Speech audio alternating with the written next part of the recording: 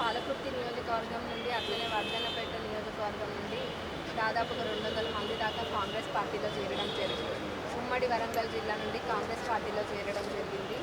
మరి పెద్ద ఎత్తున కూడా ఈ జాయినింగ్స్ అన్నీ జరుగుతున్నాయి. ఎందుకంటే వాళ్ళు కాంగ్రెస్ పార్టీ పెట్టిన పథకాలు చూసి అట్లనే రాబోయే ఎంపీ ఎలక్షన్స్ గురించి కూడా ఎన్నో జాయినింగ్స్ అవుతున్నాయి. మరి ఈ తీరుగా చూసినట్టయితే మరి బీఆర్ఎస్ పార్టీలో ఎవరు మిగిలరేమో అన్నట్టుగా కూడా ఇవన్నీ అవుతున్నాయి. వాళ్ళు ఇప్పుడు ఏం లేదు, ఈ జాయినింగ్స్ అవుతుంటే పాత కార్యకర్తలు అనుకుంటున్నారు అంటే మా పరిస్థితి ఏమవుతుందని ఆల్రెడీ కాంగ్రెస్లో ఉన్న వాళ్ళు ఇదొక వాదన వినిపిస్తుంది. కానీ ఎవ్వరు కూడా ఎటువంటి ఆలోచన పెట్టుకోకండి. ఎవరి ప్రాధాన్యత వాళ్ళకే ఉంటుంది. ఎవరు కష్టపడ్డ వాళ్ళని పార్టీ ఎప్పుడు మర్చిపోదు, ఎప్పుడు గుర్తుంచుకుంటుంది. మరి అట్లనే నిన్న మనం చూసినట్టయితే కవిత గారు మాట్లాడుతూ జియో 3 గురించి మాట్లాడింది.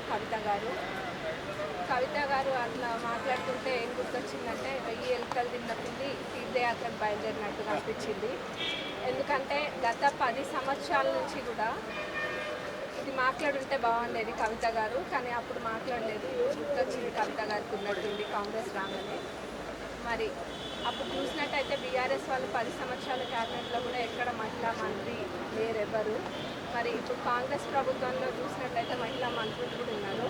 మరి కాంగ్రెస్ ప్రభుత్వం మహిళలకు ఎప్పుడైనా కానీ ప్రాధాన్యతనే ఇస్తుంది. అదే కాకుండా ఇప్పుడు ప్రభుత్వంలో పథకాలు కూడా మీరు కనుక గమనించినట్టయితే అన్ని మహిళలకు అనుకూలంగా ఉన్న పథకాలనే మొదలు అమలు పరవడం జరిగింది కాంగ్రెస్ ప్రభుత్వము.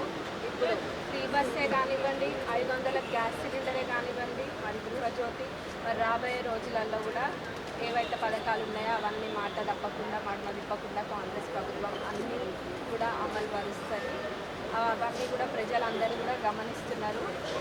మరి ఒకప్పుడు కవిత గారే చెప్పిండ్రు ఇల్లు లేదు అని చెప్పిండ్రు. మరి ఇప్పుడు దుబాయ్లో కూడా ఇల్లు ఉంది కవిత గారికి.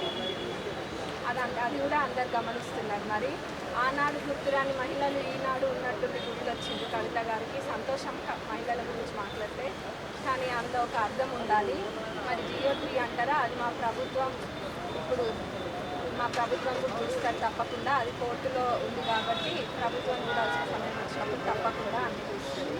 మరి ఈ జాయిన్ అయిన వాళ్ళందరికీ కూడా హార్ట్లీ వెల్కమ్ చెప్తున్నాను. పార్టీ అందరినీ స్వాగతిస్తుంది అండ్ అందరం కలిసి పనిచేసుకోవాలన్నదే కాంగ్రెస్ పార్టీ యొక్క ఉద్దేశం. ధన్యవాదాలు. Thank you.